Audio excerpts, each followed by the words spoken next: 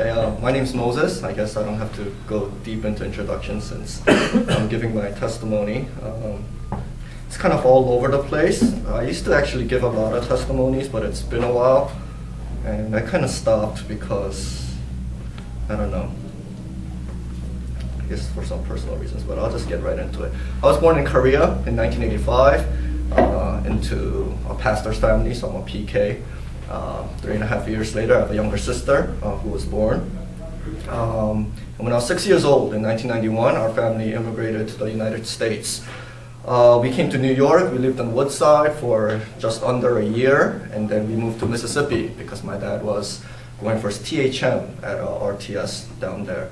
So I was there for 2 years, and then we moved back to New York, and ever since then, I've been a New Yorker.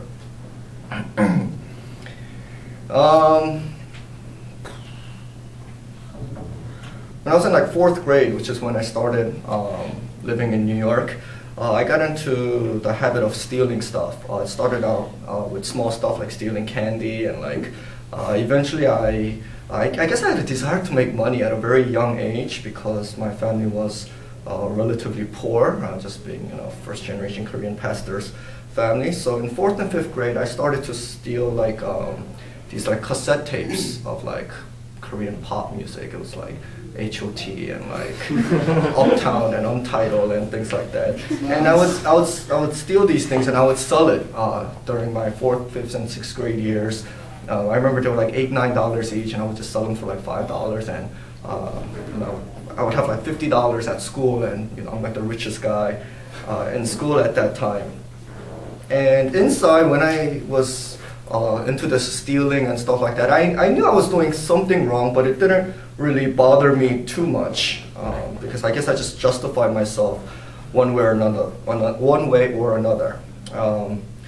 Up until 8th grade, I continued to steal stuff, different kinds of stuff. By then, CDs came out, so I was stealing CDs rather than cassette tapes.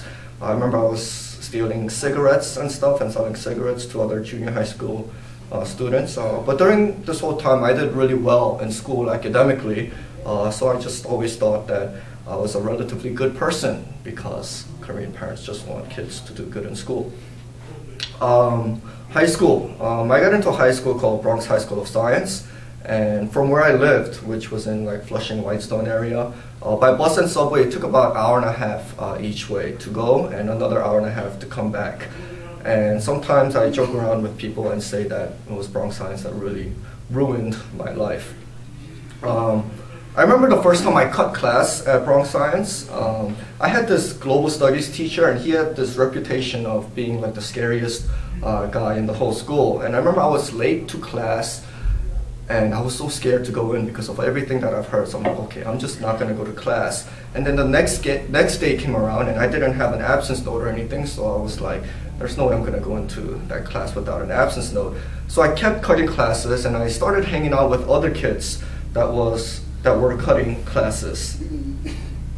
And they eventually became my friends. And at one point, I began, quote unquote, leading people to cut class. I started taking people out of class just to hang out and literally pressuring them to not go to school. So this is all first term of freshman year in high school. I remember my friends started getting involved with marijuana, and they even began to sell it at one point, but they failed in selling it. And I saw their failures, and I guess I kind of looked down on them, and I thought, how can you fail in selling things? I guess because I grew up selling things my whole life. So I don't know why I got into it. Even before I experimented personally, physically with drugs myself, I began to sell it at the age of 14, and that was my freshman year of high school. Within just several months of being a student at Bronx Science, they kicked me out for recognizing me as a leader of a cut crew amongst Asian Americans, and they also knew about my involvement with marijuana. I went to a local private high school called the Windsor School for a couple of months, and then eventually transferred to a school called Francis Lewis High School, which is a local school near where I lived. I remember by the time I was in the 10th grade, I had accumulated about a $10,000 debt to a drug dealer. And for a 10th grader, that's kind of a lot of money. So I stopped working for those people, and I kind of went independent, and I promised to pay back all the money. About a year later, I accumulated about $15,000. So that's the money I gave them, $5,000 of it being interest for coming up with the money so late. So by the end of sophomore year, I was completely free from, I guess, just working under people or gangs, whatever you want to call it. And I just ran my own independent business at that time. By the time I was 18 and right before I graduated high school, I was not only involved with distributing marijuana, but also ecstasy, cocaine, opium, K, pharmaceutical drugs. Anything illegal you could mention, I was probably selling it. I look back, and I've looked back and tried to calculate how much money I was making, and during my high school years, I think I was making about $50,000, $60,000 a year. When I graduated high school, my parents forced me into this Christian conference. It was called Summit Ministries in Colorado. It was just an intense 2 weeks of learning about the Christian worldview and things like that. And I was learning a lot, but I guess there was no heart change of it. But at the very end of it, I remember the gospel was presented to me. And even though I've been at church ever since I was in my mother's womb, practically, I never knew what this gospel was on a personal level. But when I heard it at that night one time, I saw who I was. I saw that I was a sinner before God, and that there were some serious wages to be paid for the sins. But thankfully it didn't stop there. The gospel continued about who Jesus was and what he had done for me. And by grace, God opened my eyes and he saved me and led me to believe in the truth of Jesus Christ. And I remember I was very broken and healed to both extremes that day, realizing the love of God that he had for a terrible sinner like me. This was in Colorado, Summit Ministries, and I went back home, and I remember I cut off all my ties with the business-related people that I had gotten to know. I knew that I was a sinner, that my former life was deeply against how a person ought to live, and that I had to come out of it. Unfortunately, it only took a month. Though I knew I was a sinner, I didn't know how to live the path of a Christian because nobody had really taught me that, or so I thought. And so about a month or a little more than a month passed, and I got a call from a guy I used to work with, and one big offer came in, an offer that I felt that I couldn't resist. It was a lot of money just to make one deal, and I found myself having made that deal and right back into the same cycle again, except it was different this time. I continued to be involved with distribution of a lot of stuff, but this time I felt genuine guilt for what I had been doing because I knew that the fear of God was instilled in me, yet I didn't know exactly how I was supposed to approach the struggle that I had going on inside of me. I guess because I didn't know, once I started college, I met more people. I met people who were much, I guess, higher in that illegal world. They were organized gangs, I guess you could say, that were robbing pharmacies or robbing trucks. And I remember I was selling even plasma TVs at one point. And this was when flat screen TVs first came out, and they were like $5,000 each, and we were just getting them at like $500, $1,000 each, and selling them for $2,000. And we were just making ridiculous amounts of money. And at that time, I thought I was living the life. I never had financial concerns ever since I was in like 4th or 5th grade or something. And whenever my friends and I went out, most of the times I would just pay for all my friends because I was the drug dealer who always had all the money. And that was the kind of life I lived for a while. And I think I was about 19 when my parents, I think they'd had enough. And my dad told me that I should move out. He thought that maybe if my son moves out, he'll struggle for a bit and he'll come crawling back home. He wasn't too aware that I was making a lot of money and that I could make it outside of the home. So I moved out for about maybe a year and a half, 2 years or so, and this only opened more doors of sin for me, just being even more independent from my family. During this time I was living outside the home, I was so living in sin at the same time.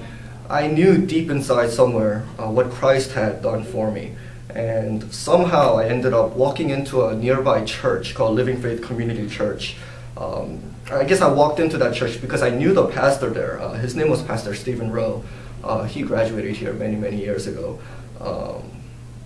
And I remember the first time I heard him preach, and I was convicted, and I was saying to myself, that man, Stephen Rowe, he made that sermon just for me. It was simply the gospel, and that's exactly what I needed to hear. And I went back to that church because of what it had done to me the first time. And week after week, I was convicted that that sermon was for me, that the gospel was for me. And then I remember an intern pastor, or 전도사님, I guess you could call, named Scott Lee. He got into my life. He just asked, who am I? Of course I didn't get open with him, but he started meeting up with me once in a while. He said, I'll buy you lunch. So I said, all right, I'll take free lunch. And we started talking, and he wanted to meet every 2 weeks, then every week. And he started wanting to read the Bible and read these other books and pray with me. And to be honest, it was very annoying a lot of times. But there was something that really struck me, and it's dear to my heart today. And I had to ask myself, why is he doing this for me? Because I grew up in a church where we take care of our church people, but I was not a member of this church. I was just a visitor for several weeks, and he was just pursuing me, and I didn't understand why he was doing this. And later on, I realized, man, that's a glimpse of Christ, just pursuing someone who oftentimes don't even want to be pursued. Spending time with him, learning from him, perhaps even I can call it being discipled by him, and also hearing the preaching of Pastor Stephen Rowe, who's a very great preacher, by the way. I fell in love with the gospel, and it became more personal to me, and I eventually was able to just let go of the worldly things. By the time I was 21, I think I was 21, I had completely committed to God that I will completely let go of these worldly things. I know that the change of heart began when I was 18, but for it to show on the outside, it took many years. And sometimes I wonder, was I really saved at 18? How could I live my life like that, even after being saved? Maybe I was saved later when I didn't even know. But I'm convinced that it was at the age of 18 that I was saved because I knew I just had a new heart. I didn't like the things of this world. I was just trapped inside it. And I knew at the age of 18 who Christ was and what he had done for me on the cross. After I had let go of these worldly things, I remember I went back home. Not went back home, but I visited my home.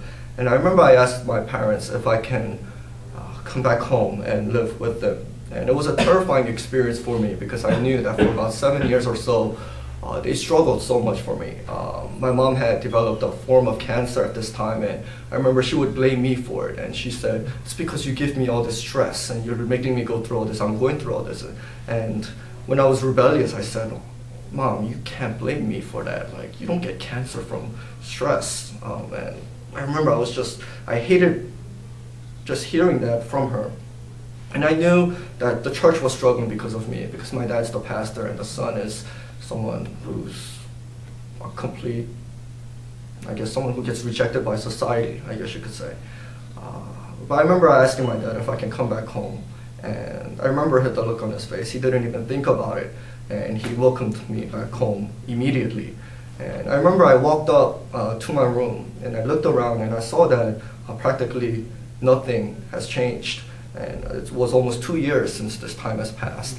And I realized it was almost as if they were waiting for me to come back home. My parents, they were literally, along with my sister, waiting for me to come back home. They had prepared the place for me, just waiting. And this also was a glimpse of how God had prepared a place for me. I skipped a lot of things in between. There's a lot of stories I could tell. Usually I've given testimonies of over an hour with just, I guess, entertaining stories of some of the crazy stuff that I had done. But Young and Yoseop said, just make it 15 or 20 minutes. So I'm keeping it short. I'm coming to a close now.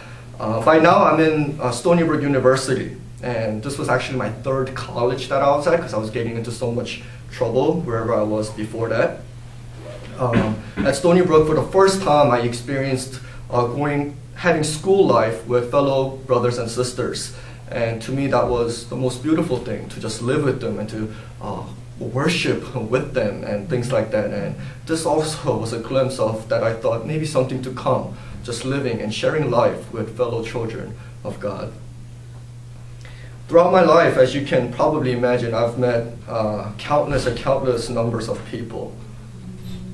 And when reality struck me, I realized that probably more than 95% of them were all going to hell.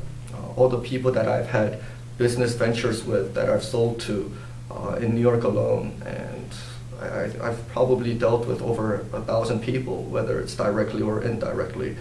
And all of them, even my friends, or who I called my friends, they were all going to hell. And I couldn't sit still, and I knew that I had to do something about it because I knew there was a truth in me that I couldn't keep to myself. I had a desire to evangelize and share this good news with my friends and with the people that I've come to know. And then I had a desire for New York City, where I grew up, because oftentimes we hear how New York City is perhaps the greatest city of the world or the capital of the world. And it breaks my heart whenever I hear that, because when I look at New York City, I think about all the sinners who are in need of grace in the city. And I want to see, specifically, to be honest, Flushing, Bayside, Queens turn upside down for Jesus, but I do want to see a great revival in New York City as well. Therefore, I've committed my life to a full-time ministry of sharing gospel with unbelievers. And I thought that for me to be most effective in this calling is to learn the Word of God and to be trained for this task that's ahead of me. And so I applied to Westminster. This was the only place I've applied to because I couldn't imagine learning anywhere else. Perhaps that's some kind of sinful pride in me. But today it's a struggle for me here today. And I shared this with a few people, some more in detail, others in general. Especially in the last 2 weeks, it's been a real struggle with me here because I sit in class and I'm learning and I'm learning and I'm learning and I'm at my desk and I'm reading. And it bothers me so much inside that I'm studying here while people are dead and running towards hell back at home, where I have a heart for. When I start getting so focused on my academics, not that I get too focused too much, but when I do, sometimes I feel like I'm losing focus and a heart towards the people whom God has called me to minister to, and it just doesn't feel right. And I remember praying a couple of days ago because I feel like nobody has a heart for the lost anymore.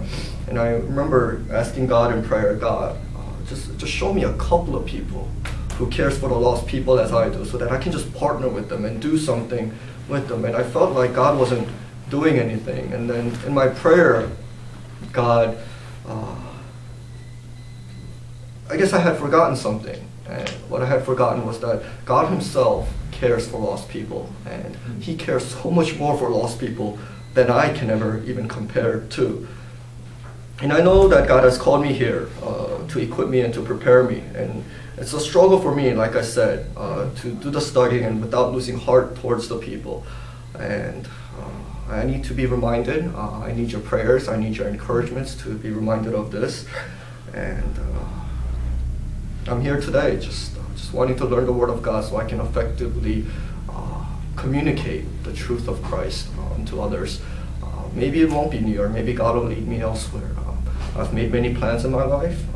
Only about 2% of the times it works. God always seems to have different plans, but I do know that the heart I have for lost people can't come from within me, but from God. And I ask for you to be an encouragement to me, if possible, because I think I need it a lot. So thank you for taking your time to listen to me.